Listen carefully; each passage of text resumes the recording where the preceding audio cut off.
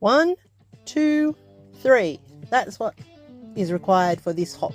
This is Ginger's 3 pages per month with 3 prompts. And I'm playing with Ginger's Corners, and this one today is a greenish circle, a gnome embellishment, and wood veneer.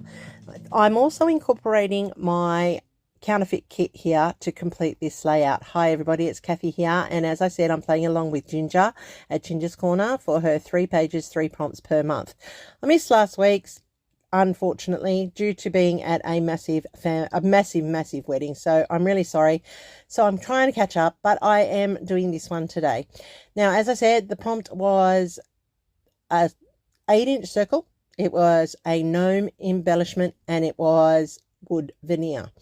So I have used my Cricut and I have cut out an 8-inch circle. Well, it's a circle. When's a circle not a circle? I am not too sure. But I wanted it not just to be round and boring and plain. I had to embellish that, of course. So I've cut out a messy circle, and you'll see it shortly when it goes against this background here. This is a yellow bicycle paper. That's how old this one is. It's so old. I think it's a 2010 paper. But I have been holding on to it for ages, and I thought, you know what? Put it in the counterfeit kit and it's time to be used. And so I am doing that for this layout. This is all going to come together with really bright colors, because you know I love bright colors, but I love the final result. So I'm just going to matte this piece with the orange. Now, I don't even know why I didn't just keep cutting the orange strips to make that happen, but I didn't, and I cut out an orange frame. Sorry there, you saw a whole big cover up of the papers because I was looking for my tape. I needed to get a new supply of tape as I ran out. You can see on that background, which is going to be the base of my layout, the hole in the middle, and that's the shape of the circle that I cut out. And you can see that it is an 8-inch circle because it's left such a big hole in that background. So I'm just going to cut it up with this piece here, and it's being a bit terrible with the stickiness again, so it's going to go into place. But as I said, I don't know why I matted this one. I should have just cut the strips. It would have been a lot easier. But anyhow, it's okay. I do these things and then I think back at, I don't know why. And this is why my thumb is sore. See, I'm squeezing that glue bottle. And they tell me not to do that, but I keep remember. So I'm just putting down the strips around the outer one. And that's what I should have done around that middle frame as well. This is a great way to add a border to your layout. It also doesn't use up a whole lot of paper, and you can just maximize what you have in your stash. And that's the beauty of the counterfeit kit as well, that this allows me to do a whole lot with a little bit of my stash. So there's the circle I cut out. Isn't it cool? I love it. Look at the shape of it. It's not a full circle, but you see the circle. I like it. It reminds me of water shimmering. That's why I chose to do it like that. It looks like you've thrown something into the middle of a pond or something and the water is shimmering out, and that's what I've done for this one. So I'm going to put that slightly closer to the top because I am going to put a happy horizontal across the bottom here, and it is going to go from edge to edge. So it is overlapping each of the frames, which is what I like as well, because that's just bringing a little bit more interest or visual interest to the layout, but also tying the whole lot together. It's like it's been wrapped in a belly band. So I have now got a landing point for my gnome embellishment and also for my photos. So I'm just trimming down my photos because I don't need all that excess water around. You don't need to see it. And that's actually what see the shimmer in the water there, where the water's shimmering and the lights thing? That's actually what inspired me with the circle. So I am framing these photos so that they're going to pop off that background. I like that the fish are just hinted at in the background. That's really good, because I didn't want them to be overpowering to the photos, because the fish in this photo here, well, it's the same fish, was a what was it? I think they said it was a carp. I'm not sure. I can't remember what it was. But anyway, that's my daughter's boyfriend there, Chili, leaning over the edge, trying to tickle the fish, trying to reach out and touch it and tickle it. So I thought, well, how hilarious. He was trying to show us that he was very good at manipulating the fish. So I have captured that, and I wanted to put that down for him because his name is Chilton, and he calls himself Sir Chilton. And we laugh because, you know, his last name and everything actually lends itself to call him, you know, a sir. But it's funny, he's not a sir, not by a long shot. So I have traced around the back of the leftover strip of the, that fish paper, and it's orange. So that's great. So it's going to bring in the oranges for me on this layout. And I'm just gluing down this piece into place for my gnome. And isn't he a cutie? He's holding that fish, and I thought that was perfect for this layout because Chili was trying to hold the fish, didn't actually succeed, but that's okay, that's another story. So I am tracing around the outside. I know there's lots of ways of doing your backing. This is what I do, and this is what makes me able to do it comfortably. I cut inside the interior of my outside line, and then that allows it to sit in under that white framing. So I'm just going to fussy cut around those pieces, and then I'm able to glue the back of the gnome's hat and put that into place.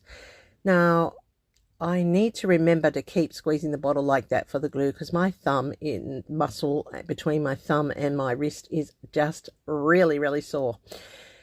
Okay, so I have got some pink here that I'm going to use for his nose. I'm also going to use it for his hands. And I don't have to be exact here because there's a bit more space behind that I can just glue it down. And there's his nose part. I'm going to do each piece individually because I am prone to losing things. I'm hopeless in that respect. So it's better that I just do one bit at a time and make sure that it all sits in. And you can see that all I'm doing is using up scrap.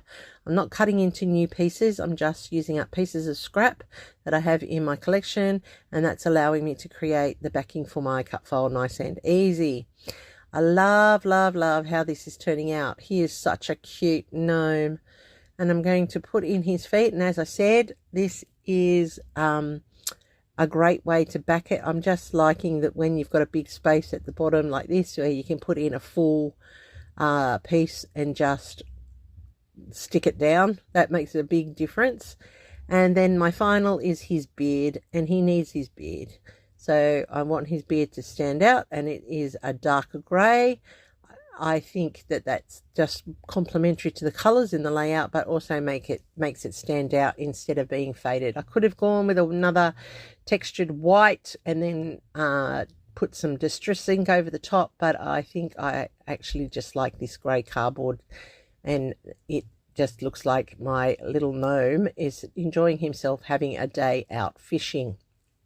And I've just got that last part down the bottom for his beard, and because it is such a big space, I don't have to be so exact with my gluing down. And there you go. Look at that. Isn't that amazing? Now I can glue down. Now I can stick down my photos. Oh my goodness, I'm very tired. Sorry, people. Stumbling over my words. And this is how it's all coming together nice and quickly now because all the hard work has been done.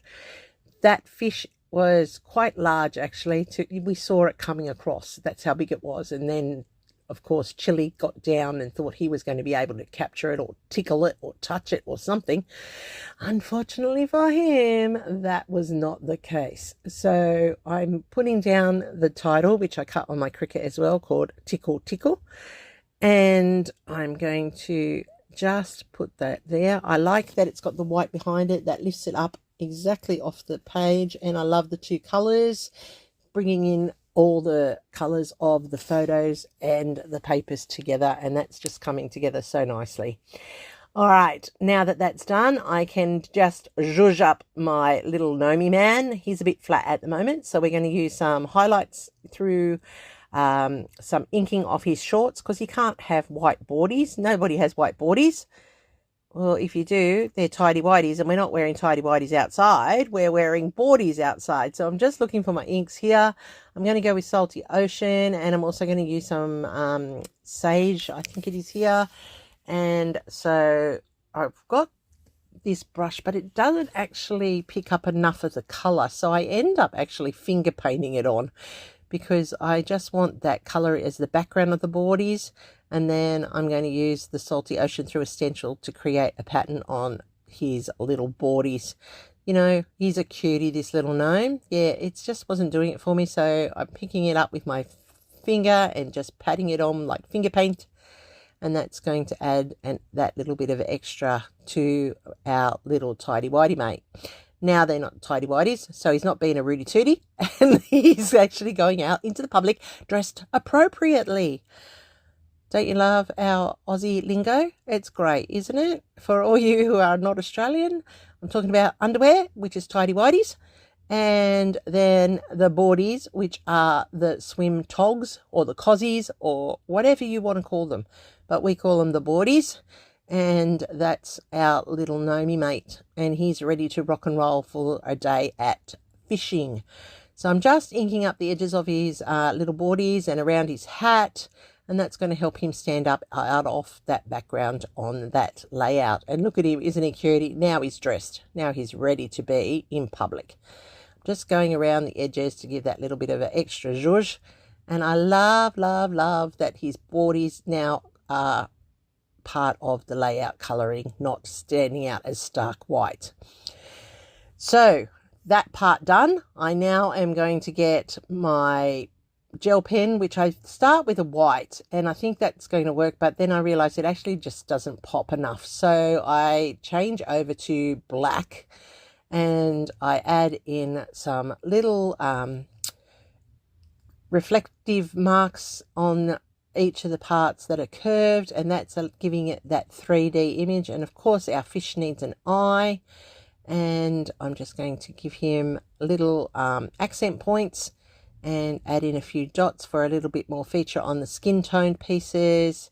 And I'm just loving how this has zhuzhed it up. It's very important that you zhuzh up your cut files. They look a little bit flat sometimes if you don't do that, and this is just a quick and simple way of adding a little bit more detail. All right, now that I've done that, I can put him onto my layout, but I really do want him to pop up.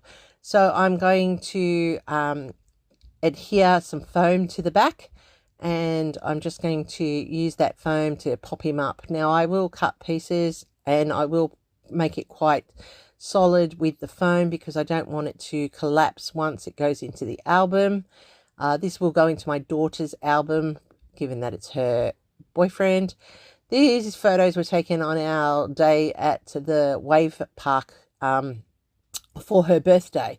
So they just finished riding the wakeboards, and they were now getting ready to go, and then this fish came up to the edge, and that's when he's decided that he'd get down and have a tickle. But that's the layout. I've also gone through my counterfeit kit, and I found those labels and the arrow there.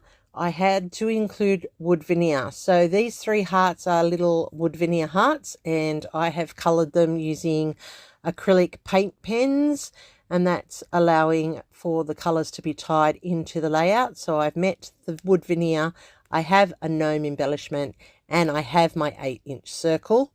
So I'm pretty pleased with how this has come, and those 3 prompts have allowed this layout to be done, which is pretty good because it's always good to get a layout into your albums. Now I have these tiny, tiny little hearts, and I am just putting them into clusters of 3. And these are really, really cute little hearts that are in the colours of the layout. And instead of using Nouveaux, I'm using these to set up my visual triangle. And they are just so cute, but they are very, very small and fiddly to play with. Now I'm putting the hearts into the 3 corners of the layout because the gnome's taking up the 4th, which works perfectly. And there we go. That's pretty much my layout together. I do like how it's turned out. I'm going to journal onto those labels and tell the story of Chili and his fish. He really is a funny boy. He just likes to, you know, he fish. He would rather fish all day, every day. And that's what he likes to do.